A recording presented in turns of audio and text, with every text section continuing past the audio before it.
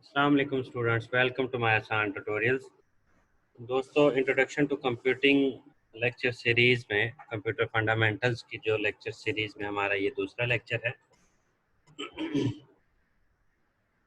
Last time हम discuss कर रहे थे सिस्टम के हवाले से, और सिस्टम के बाद हमने कंप्यूटर सिस्टम की डिटेल डिस्कस की। हमने उसमें यह डिस्कस किया कि system is anything that takes input then process it and produce output. और इसी तरीके से फिर हमने फर्दर उसकी डिटेल में देखा कि इंफॉर्मेशन प्रोसेसिंग साइकिल क्या होता है और एक कंप्लीट साइकिल में क्या क्या चीज़ें इन्वॉल्व होती हैं, like input, process, output, storage, then communication. तो ये सारे के सारे जो पार्ट हैं, इनको परफॉर्म करने के लिए, डील करने के लिए जो जो डिवाइसेस बनाए गए हैं, उनको हमने थोड़ा सा डिस्कस किया था। उनकी डिटेल्स जो है आज इस लेक्चर में डिस्कस होगी। सबसे पहले है इनपुट डिवाइसेस, देन उसके बाद output devices, then system unit होता है, और स्टोरेज डिवाइसेस और कम्युनिकेशन डिवाइसेस। ये 5 किस्म के जो कंप्यूटर के डिवाइसेस हैं, ये ओवरऑल मिल के एक कंप्लीट कंप्यूटर सिस्टम बनाते हैं। और एक कंप्लीट कंप्यूटर सिस्टम की वर्किंग में इन पांचों का ही मेन रोल होता है। तो दोस्तों, सबसे पहले डिस्कस करते हैं इनपुट डिवाइसेस। आपको ये डायग्राम में नज़र आ रहा होगा कि कुछ ओवरऑल जो सारे डिवाइसेस यहाँ पे डिस्प्ले पे हैं, इसमें जिन चीज़ों पे एरो आपको नज़र आ रहा है वो चीज़ें हमारे पास input devices. Hardware used to enter data and instructions into the computer. मतलब कंप्यूटर की तरफ जो हम डाटा दे रहे हों, भेज रहे हों, वो बेसिकली इनपुट डिवाइसेस के ज़रिए से इंटर किया जाता है, भेजा जाता है, इनपुट कराया जाता है। अब इन डिवाइसेस में लाइक कीबोर्ड, आपको कीबोर्ड वगैरह आपने देखा होगा, यूज़ किया होगा। आप हमेशा जब भी कीबोर्ड से बटन प्रेस करते हैं तो कोई ना कोई आपकी तरफ से डिटेल, सिग्नल, इनपुट, आपकी तरफ से कुछ ना कुछ टाइपिंग का कीवर्ड, वो हमारा कंप्यूटर के मेन सिस्टम की तरफ रवाना हो जाता है, क्योंकि कीबोर्ड जो है सिस्टम के साथ अटैच होता है। तो कभी आपने ये नहीं देखा होगा कि जी सिस्टम से कोई डिटेल आई और कीबोर्ड के बटन हिलना शुरू हो जाए खुद ब खुद।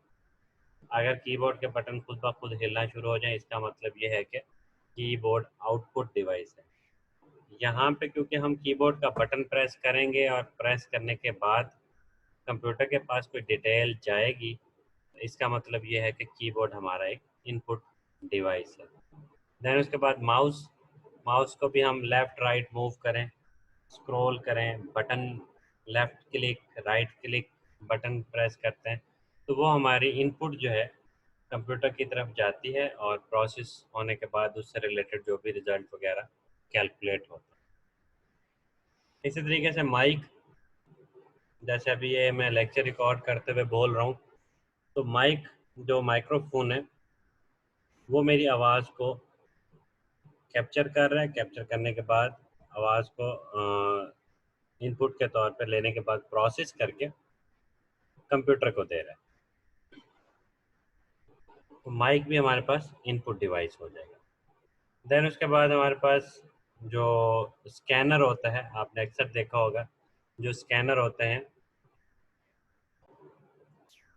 उनके ऊपर आप कोई सी फाइल यहाँ पे रखते हैं, रखने के बाद स्कैन के बटन को क्लिक करते हैं, तो स्कैनर क्या करता है कि आपकी इमेज फाइल हो या डॉक्यूमेंट फाइल हो, उसको स्कैन करके कंप्यूटर के अंदर स्टोर कर देता है। मीन कि आपके हार्ड कॉपी में कोई आपकी तस्वीर है या कोई फाइल है, उसकी जब आप पिक्चर लेते हैं स्कैनर के तौर पे, तो वो पिक्चर जो है इमेज फाइल बन के आपके सिस्टम में स्टोर हो जाती है। तो स्कैनर भी एक किस्म का इनपुट डिवाइस है। देन उसके बाद डिजिटल कैमरा है। तो कैमरे के ज़रिए से हम बेसिकली क्या है कि इर्द गिर्द के इन्वायरमेंट को कैप्चर कर रहे थे, तो वो भी एक किस्म का हमारा इनपुट डिवाइस होता है।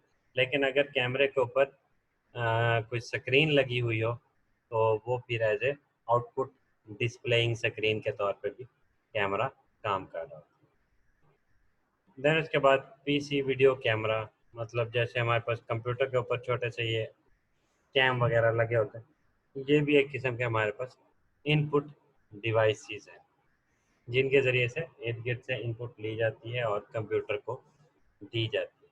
यहाँ पे जब मैं कंप्यूटर की बात कर रहा होता हूँ, ओवरऑल पूरे सिस्टम की बात कर रहा हूँ, या फिर इसको आप सिंपल ये जो सिस्टम यूनिट आपके सामने नज़र आ रहा है, इसको भी आप कंसीडर कर सकते हैं कि इसके अंदर जो माइक्रो प्रोसेसर वगैरह लगा होता है, वहाँ तक हमने डाटा पहुँचाना होता है ताकि वो प्रोसेस करके उससे रिलेटेड कोई ना कोई रिज़ल्ट कैलकुलेट करे और वो रिज़ल्ट जो है प्रिंटर के ज़रिए से प्रिंट करके दें या फिर स्पीकर के ज़रिए से आउटपुट साउंड सुनाए या फिर हमारे पास स्क्रीन पे उसकी कोई ना कोई एक्टिविटी डिस्प्ले करे। तो दोस्तों आई होप आपको इनपुट डिवाइसेस का आसानी से समझ आ गया होगा। इनपुट डिवाइसेस के बाद जो आउटपुट डिवाइसेस की डिटेल अगर देखें तो हमारे पास जो प्रिंटर होते हैं वो कंप्यूटर के अंदर की किसी भी फाइल को आप प्रिंट कमांड के ज़रिए से जब प्रिंटर को कमांड सेंड करते हैं तो प्रिंटर हमारे पास उस चीज़ को पेज पे प्रिंट करके दिखा देता है। वो जो प्रिंट करके हमारे पास आउटपुट आ रही होती है वो एक किस्म का आउटपुट डिवाइस प्रिंटर के ज़रिए से आ रही होती है और जो हमारा प्रिंटर है वो एक आउटपुट डिवाइस है। देन उसके बाद मॉनिटर या एलसीडी एलईडी वगैरह जो होते हैं ये भी हमारे पास स्क्रीन डिस्प्ले आ रही होती है हमारे पास कंप्यूटर की तरफ से हमारे पास कुछ ना कुछ आ रहा होता है डिस्प्ले पे, तो वो एक किस्म का हमारे पास आउटपुट आ रही होती है। दैन उसके बाद स्पीकर की अगर बात करें तो कंप्यूटर के अंदर के सिग्नल या कोई भी ऑडियो फाइल वगैरह वीडियो फाइल जब हम प्ले करते हैं तो उसका साउंड सिग्नल जो है स्पीकर के वाइब्रेट करने से क्रिएट हो रहा होता है और हम उसको सुन रहे होते हैं। तो स्पीकर हमारे पास एक किस्म का आउटपुट डिवाइस है। कभी भी हम स्पीकर को बोल के कंप्यूटर की तरफ डाटा नहीं भेज सकते, बल्कि स्पीकर ही हमें कुछ ना कुछ साउंड सिग्नल डाटा लेके उससे रिलेटेड एक्टिविटी साउंड सिग्नल की शक्ल में परफॉर्म करके दिखा रहा होता है, कानों में हमें सुना रहा होता है। इसके बाद नेक्स्ट हमारा जो पार्ट है कंप्यूटर का वो है सिस्टम यूनिट। ये अक्सर मार्केट में इसको सीपीयू के नाम से जाना जाता है। हालांकि सीपीयू जो है वो central processing unit micro processor chip को कहा जाता है। जो ये कंप्लीट एक डब्बा आपको नज़र आता है, बॉक्स नज़र आता है, ये हमारा सिस्टम यूनिट कहलाता है। It is a case containing electronic components use to process data. तो इसके अंदर मदरबोर्ड एक सर्किट बोर्ड लगा होता है, जैसे यहाँ पे मेंशन है मदरबोर्ड और सर्किट बोर्ड इसके ऊपर होता है, और कुछ कंपोनेंट अंदर होते हैं लाइक माइक्रो प्रोसेसर मीन के central processing unit CPU and memory. ये इसके अंदर मेमोरी होती है, माइक्रो प्रोसेसर होता है। ये सारी चीज़ें प्रोसेस करके हमें रिजल्ट कैलकुलेट करने में या कोई भी एक्टिविटी परफॉर्म करने में हेल्प कर रहा हूँ। अब माइक्रो प्रोसेसर जो कि सीपीयू जिसे हम कहते हैं और मेमोरी, इनकी डिटेल थोड़ी सी अगर देखें तो प्रोसेसर बेसिकली क्या होता है, ये एक चिप होती है, electronic component that interprets and carries out the basic instruction that operate the computer। अब बेसिक इंस्ट्रक्शन अगर मैं आपको बिल्कुल सिंपल एग्जांपल दूं कि हमने 2+5 करना है, तो ये जो 2+5 एक्सप्रेशन लिखा जाएगा ये एक किस्म की हमारे पास इंस्ट्रक्शन है। तो जब हम कंप्यूटर को 2+5 की इंस्ट्रक्शन देंगे तो बदले में कंप्यूटर हमें उसका एडिशन करके 7 रिजल्ट जो है वो प्रोड्यूस करके दिखाएगा। तो वो जो रिज़ल्ट प्रोड्यूस होता है वो बेसिकली माइक्रो प्रोसेसर के थ्रू प्रोसेसिंग होने के बाद वो प्रोड्यूस होता है। तो नेक्स्ट कोई 2-3 लेक्चर्स के बाद हम माइक्रो प्रोसेसर की जो डिटेल डिस्क्रिप्शन देखेंगे उसके अंदर हम देखेंगे कि कैसे माइक्रो प्रोसेसर रिज़ल्ट को कैलकुलेट करके डिस्प्ले करें। देन उसके बाद मेमोरी की बात करें तो ये भी इलेक्ट्रॉनिक कंपोनेंट होते हैं जो कि हमारा डाटा स्टोर करते हैं। कंप्यूटर के अंदर डाटा जो होता है वो इलेक्ट्रॉन्स, इलेक्ट्रिसिटी, करंट की फॉर्मेट में होता है। जो करंट हमारा होता है, करंट सिग्नल जो होता है, इलेक्ट्रिसिटी वाला सिग्नल, करंट सिग्नल जो होता है, उसको अगर हम कोई कैपेसिटर या इंडक्टर या कोई स्टोरेज टाइप एलिमेंट्स, इलेक्ट्रॉनिक्स के जो एलिमेंट्स वगैरह होते हैं उनको इस्तेमाल करते हुए अगर हम करंट को स्टोर कर लें तो इसका मतलब यह है कि हमने डाटा स्टोर कर लिया। उसको स्पेसिफिक फॉर्मेट में स्टोर किया जाता है। तो डाटा प्रेजेंटेशन की डिटेल जो है वो भी नेक्स्ट स्लाइड्स में मैं आपको डिटेल से बताऊंगा। फिलहाल मेमोरी की डेफिनेशन ये है कि जी consist of electronic components that store instructions waiting to be executed and data needed by those instructions। Mean के जैसे 5+2 की एग्जांपल मैंने दी, तो ये कंप्लीट इंस्ट्रक्शन है। इसमें 2 और 5 ये डाटा है, और इस पे जो ऑपरेशन परफॉर्म वाला है वो एडिशन है, प्लस का साइन जो है ऑपरेशन है। तो ये ओवरऑल जो है ये डाटा जो है हमारे पास मेमोरी के अंदर स्टोर किया जाता है, और प्रोसेसिंग के लिए अर्थमेटिक एंड लॉजिक यूनिट होता है माइक्रो प्रोसेसर का, उसके अंदर वो डाटा भेजा जाता है। प्रोसेस होने के बाद उसका रिजल्ट स्टोर हो जाता है। तो स्टोरेज के लिए भी कहीं ना कहीं मेमोरी में, हार्ड डिस्क वगैरह में या फिर रैम पे उसको टेम्परेरी तौर पे स्टोर किया जाता है। तो मेमोरी की दो कैटेगरी होती है, एक रैम होती है, एक रोम होती है। और उसके अलावा प्राइमरी मेमोरी और सेकेंडरी मेमोरी का कॉन्सेप्ट भी है, वो भी डिटेल में इंशाल्लाह देखते हैं। फोर्थ पार्ट जो है हमारा कंप्यूटर का वो है storage. Storage, it holds data, instructions and information for future use। दोस्तों एक डिस्कशन है प्राइमरी मेमोरी की, जिसको सिंपली मेमोरी लिखा जाता है। एक होता है सेकेंडरी मेमोरी, जिसको स्टोरेज लिखा जाता है। अक्सर बुक्स में ये चीज़ें मिक्स हो जाती हैं, बाज़ बुक्स में इसको अलग अलग डिस्क्राइब किया जाता है। जो प्राइमरी मेमोरी है नॉर्मली उसको रैम कहा जाता है। जैसे हम सुनते हैं कंप्यूटर के अंदर रैम 1 GB या 2 GB की या 4 GB की रैम लगी होती है, वो रैम हमारी मेमोरी कहलाती है। उस रैम पे डाटा जो है, जो ही सिस्टम हम ऑन करते हैं और किसी फाइल को डबल क्लिक करते हैं, तो वो फाइल का डाटा जो है वो, या फिर जो कंसर्न फाइल का जो सॉफ्टवेयर है, जैसे माइक्रोसॉफ्ट पावर पॉइंट हो गया, VLC प्लेयर हो गया, जब हम इन्हें चलाते हैं किसी फाइल के थ्रू, तो इन सॉफ्टवेयर का इन डाटा और उस फाइल का डाटा जो है रैम के ऊपर आ जाता है, रैम पे वर्क करना स्टार्ट कर देता है। और उसी दौरान अगर हम फाइल क्लोज कर दें या सिस्टम क्लोज कर दें, तो रैम के ऊपर जितना भी डाटा होता है वो सारा का सारा गायब हो जाता है।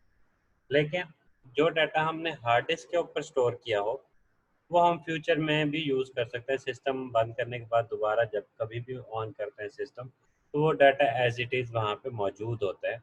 तो इसीलिए उस सेकेंडरी स्टोरेज को जो डिफाइन किया जाता है वो इस तरीके से किया जाता है कि it holds data, instructions and information for future use. अब इस स्टोरेज में डिफरेंट जो है मैकेनिज्म है स्टोर करने के, और डिफरेंट जो है डिवाइसेस हैं जो कि हमारा डाटा को स्टोरेज के तौर पे स्टोर कर रहे होते हैं, स्टोरेज मीडिया के तौर पे हम उन्हें इस्तेमाल कर रहे होते हैं।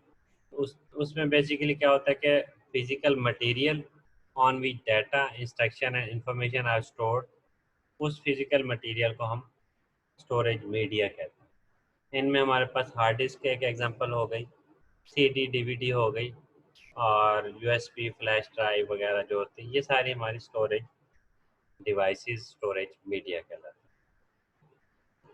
तो ये डिवाइसेस बेसिकली करते क्या हैं, records and retrieve items to and from a storage media.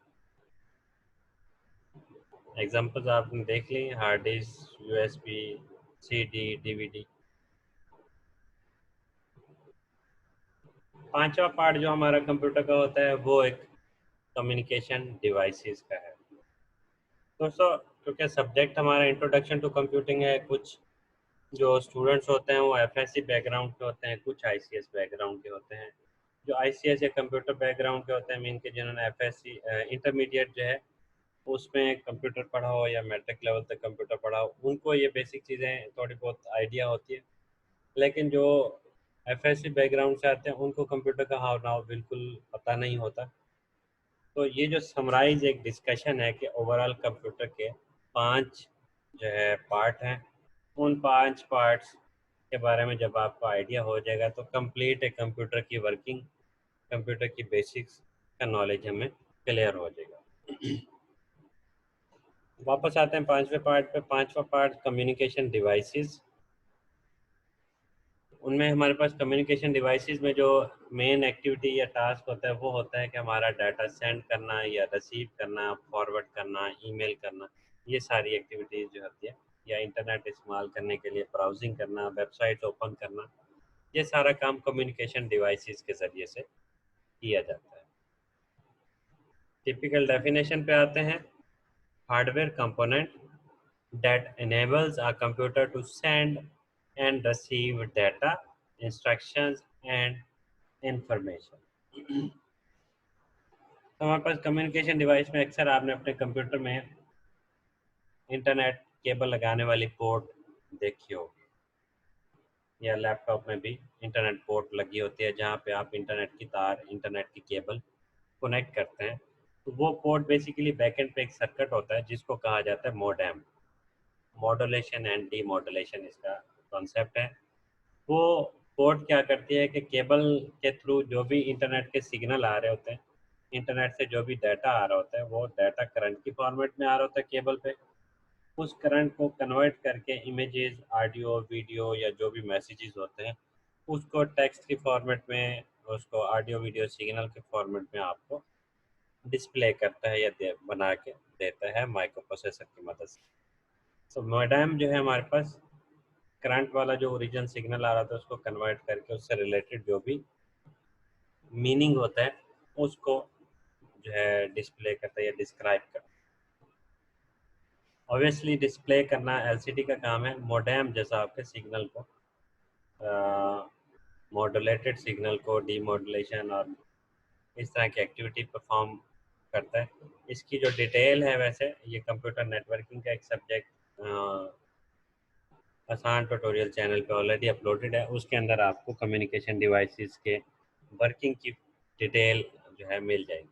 फिलहाल इतना ध्यान में रखें, केबल पे जो भी सिग्नल आ रहा था उस सिग्नल को कंप्यूटर की फॉर्मेट में कन्वर्ट करके स्पीकर पे और एलसीडी पे डिस्प्ले करना, साउंड है तो साउंड को प्ले करके दिखाना इसके ज़िम्मे होता है। जो कम्युनिकेशन डिवाइस हमारे पास, it occurs over cables, telephone lines, cellular network, radio network like wireless communication जैसे होती है, और सैटेलाइट, ये भी वायरलेस है, और सम अदर ट्रांसमिशन मीडिया वगैरह, ये सारे के सारे कम्युनिकेशन डिवाइसेस की कैटेगरी में आ जाता है। जितना भी हम कम्युनिकेशन करते हैं, इंटरनेट इस्तेमाल करते हैं, डाटा को सेंड करते हैं, रिसीव करते हैं, या तो वो केबल्स के थ्रू डाटा आ रहा होता है, जा रहा होता है, या फिर वायरलेस तरीके से वो डाटा आ और जा रहा होता है। उस डाटा को हम जो इस्तेमाल करते हैं बेसिकली, तो उसमें डिफरेंट कैटेगरीज हैं। इनके हम सेल फ़ोन के ज़रिए से भी इस्तेमाल कर रहे होते हैं, या फिर हम टेलीफोन लाइंस के ज़रिए से, पीटी सेल सेट जैसे होते हैं उसके ज़रिए से कर रहे होते हैं, या फिर हमारे पास टीवी वगैरह पे भी जो चैनल देख रहे थे। तो ये सारे के सारे कम्युनिकेशन डिवाइसेस के थ्रू कनेक्टेड होके ये सारी चीज़ें हम इस्तेमाल कर रहे होते हैं। तो दोस्तों अब नेक्स्ट एक टॉपिक पे आते हैं जो हर बंदा इस्तेमाल तो करता है इंटरनेट को, लेकिन इंटरनेट बेसिकली है क्या? क्या इसको कोई एक सेंट्रलाइज कोई कंपनी इसको चला रही है, या ये ढेर सारी कंपनियां इसको चला रही हैं? कौन इंटरनेट संभाल रहा है, इंटरनेट का डाटा कहाँ पे होता है, कैसे वर्क कर रहा होता है, इसके हवाले से थोड़ी सी डिटेल जो है डिस्कस करूँगा मैं। इस इंटरनेट की डिटेल से पहले एक सिंपल जो डेफिनेशन है, सिंपल कॉन्सेप्ट, उसको देख लेते हैं। एक सिंपल नेटवर्क किसे कहा जाता है, पहले इस डिस्कशन को देखते हैं। नेटवर्क क्या होता है? व्हेन वी जॉइन टू और मोर थिंग्स टुगेदर, जब हम दो या दो से ज़्यादा चीज़ों को आपस में जोड़ते हैं तो हमारे पास वो एक नेटवर्क बन जाता है। मैं बिल्कुल सिंपल नेटवर्क की बात कर रहा हूँ, यहाँ पे कंप्यूटर नेटवर्क की बात नहीं कर रहा। व्हेन वी जॉइन टू और more network to sorry things together, when we join two or more things together, we make a network. If these things are computers or computerized devices, communication devices, then it would be a computer network. Computer network की simple definition क्या है जी? A network is a collection of computers and devices connected together, जो आपस में connected हो। और main मकसद क्या होता है, फ़ायदा क्या होता है इसमें नेटवर्क बनाने का? ताकि कंप्यूटर जो हैं वो allow computers to share resources like hardware, software, data, information. Main मकसद नेटवर्किंग का क्या होता है? जैसे आप अक्सर बैंक्स वगैरह में जाते हैं तो 7, 8 या 10 कंप्यूटर्स अलग अलग जो है ऑफिसर के पास पड़े होते हैं, लेकिन प्रिंट कमांड जब वो देते हैं तो समटाइम सेंट्रलाइज एक प्रिंटर रखा होता है। वो एक सिंगल प्रिंटर, उसको हम सिंगल हार्डवेयर कहेंगे। वो सिंगल हार्डवेयर सारे के सारे कंप्यूटर शेयर कर रहे होते हैं, और हर कोई अपना प्रिंट जब भी कमांड देता है तो उस प्रिंटर से जाके प्रिंट उठा लेता है। तो दोस्तों ये कॉन्सेप्ट था नेटवर्क का, कंप्यूटर नेटवर्क का। Computer network basically collection of computers और कंप्यूटराइज्ड डिवाइसेस की कलेक्शन को कहा जाता है, और इनको आपस में कनेक्ट इसलिए किया जाता है ताकि हम डाटा शेयर करें और उससे रिलेटेड रिसोर्सेज शेयर करने से रिलेटेड फ़ायदा ले सकें। इसमें सॉफ्टवेयर शेयर का मतलब या सॉफ्टवेयर रिसोर्सेज शेयरिंग का क्या मतलब है? ये ऐसे जैसे हमारे पास कोई वेबसाइट है, जैसे हमारी 22 बोर्ड वगैरह की जो वेबसाइट्स होते हैं जहाँ पे इंटरमीडिएट का रिजल्ट वगैरह आता है, तो वो एक सेंट्रलाइज सॉफ्टवेयर है। उस सॉफ्टवेयर को, ऑनलाइन सॉफ्टवेयर को कहीं से कोई भी बंदा अपने कंप्यूटर से एक्सेस करे तो वो उस डाटे को, उस सॉफ्टवेयर को एक्सेस कर लेता है और अपना रिजल्ट वगैरह रोल नंबर एंटर करके देख सकते हैं। इसी तरीके से जो डिफरेंट वेबसाइट्स होती हैं जहाँ पे मूवीज़, ऑडियो वीडियो फाइल्स पड़ी हों, या फिर हमारे पास सॉफ्टवेयर पड़े हों, या फिर हमारे पास जो है जैसा कि फेसबुक हो गया और ईमेल्स वगैरह, ये सारा का सारा डाटा हमारा ऑनलाइन पड़ा होता है। ये ऑनलाइन डाटा को शेयर करना जो है ये हमारे पास नेटवर्किंग का एक मेन जो है टास्क हो जाता है। और इंफॉर्मेशन शेयरिंग तो वो भी एक किस्म का, जो भी इंफॉर्मेशन या कोई अपडेट या न्यूज़ चैनल वगैरह भी आप देखते हैं वो हमारे ऑनलाइन होते हैं, इंटरनेट के थ्रू, कंप्यूटर नेटवर्क के थ्रू आप उनको एक्सेस करते हैं और इंफॉर्मेशन को देख सकते हैं। तो दोस्तों अब आते हैं हम इंटरनेट के ऊपर कि इंटरनेट क्या है। Basically when we join two और more computers together we make a network, computer network. When we join when we join lot of networks together we make an internet। और ढेर सारे जब नेटवर्क्स को आपस में कनेक्ट किया जाता है तो वो इंटरनेट बन जाता है। उसमें हमारे पास फाइल्स जो हैं वो पब्लिकली अवेलेबल हों, एक्सेसिबल हो। जैसे कि लोगों की वेबसाइट होती हैं, वो किसी भी कंप्यूटर से कोई भी बंदा उसको ओपन कर सकता है। इसका मतलब ये है कि वो वेबसाइट को इंटरनेट के ज़रिए से हम एक्सेस कर रहे हैं। इंटरनेट बेसिकली क्या हो गया? एक कंप्लीट जो कंप्यूटर नेटवर्क्स को मिलाने से, काफ़ी सारे कंप्यूटर नेटवर्क्स को मिलाने से जो एक बहुत बड़ा नेटवर्क बनेगा जो वर्ल्ड वाइड होता है, पूरी दुनिया में फैला होता है, उसको इंटरनेट कहा जाता है। इंटरनेट की वर्किंग कैसे होती है ये मैं आपको नेक्स्ट बताता हूँ। World wide collection of networks that connects millions of businesses, government agencies, educational institutes and individuals, etc. Internet इस्तेमाल करने के लिए नॉर्मली जो तरीकाकार है वो वेबसाइट का होता है, वेब का होता है। एक वेब क्या होता है? वेब बेसिकली एक डॉक्यूमेंट होता है जिसको वेब प्रोग्रामिंग लैंग्वेज के फॉर्मेट में डिज़ाइन किया जाता है ताकि इंटरनेट के ज़रिए से किसी भी रिमोट एक्सेस, किसी भी दूर परे के कंप्यूटर से आसानी से उस फाइल को लोड किया जा सके और देखा जा सके, एक्सेस किया जा सके।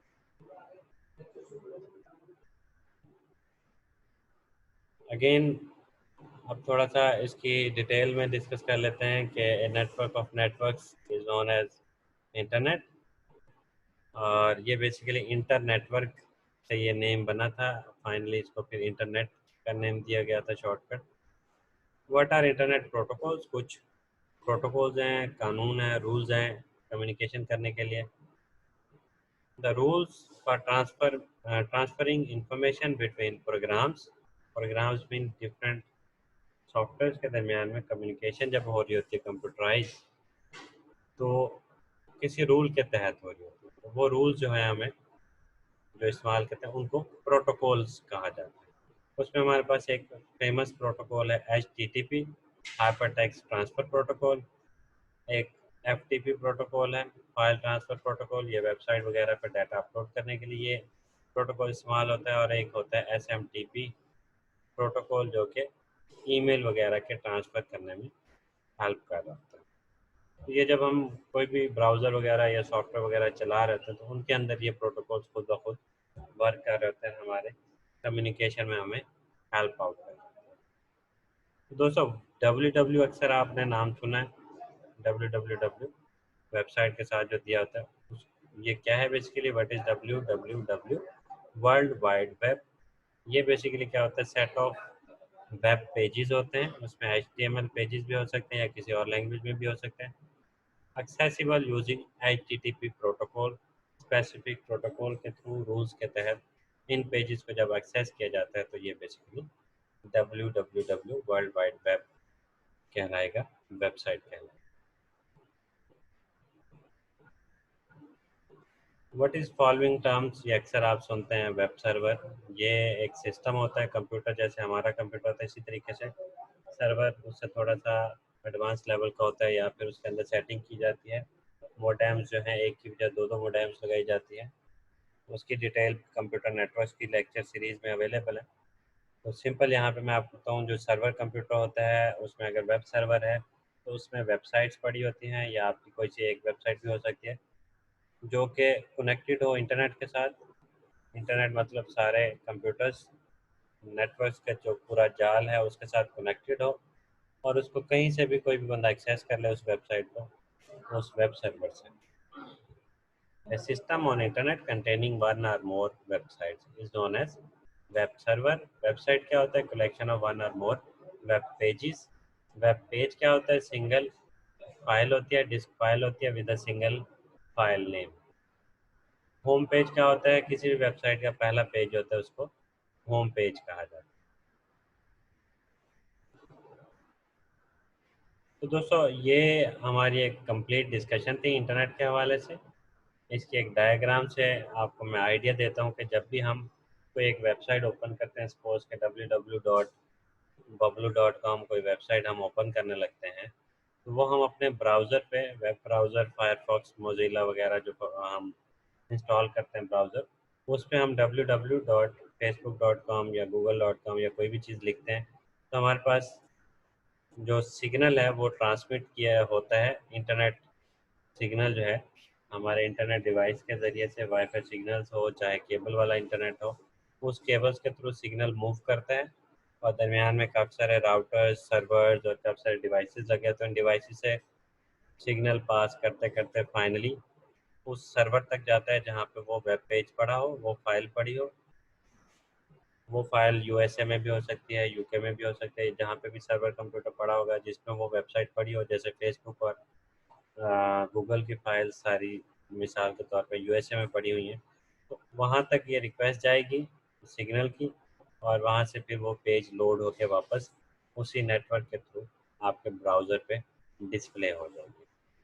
तो ये दोस्तों, कॉन्सेप्ट इतना मुश्किल नहीं है। ऐसे है जैसे आप कंप्यूटर ऑन करते हैं, ई ड्राइव में जाके कोई फाइल को डबल क्लिक करके ओपन करते हैं, तो आप अपनी उस फाइल को स्पेसिफिक फाइल ड्राइव से उठा के देख लेते हैं। तो अगर आपकी वो फाइल आपकी ड्राइव में नहीं बल्कि किसी अमेरिका के किसी कंप्यूटर सर्वर के ड्राइव में पड़ी हो वो फाइल, तो उसको ओपन करने के लिए आपको ब्राउज़र के ज़रिए से स्पेसिफिक एड्रेस देना पड़ेगा, www.google.com एट्सेट्रा। तो वो फिर स्पेसिफिक जो फाइल है उस सर्वर से इंटरनेट के ज़रिए से, केबल्स के ज़रिए से या वायरलेस कम्युनिकेशन के ज़रिए से, डिवाइसेस के ज़रिए से लोड होके आपके सामने डिस्प्ले हो जाएगी। तो दोस्तों, ये असल तरीका था इंटरनेट कैसे वर्क करता है। आई होप आपको आइडिया हो गया होगा। तो थैंक यू दोस्तों, देखते रहें आसान ट्यूटोरियल्स। फर्दर लेक्चर्स वगैरह को देखने के लिए चैनल को सब्सक्राइब कर लें। Thank you. अल्लाह हाफिज़।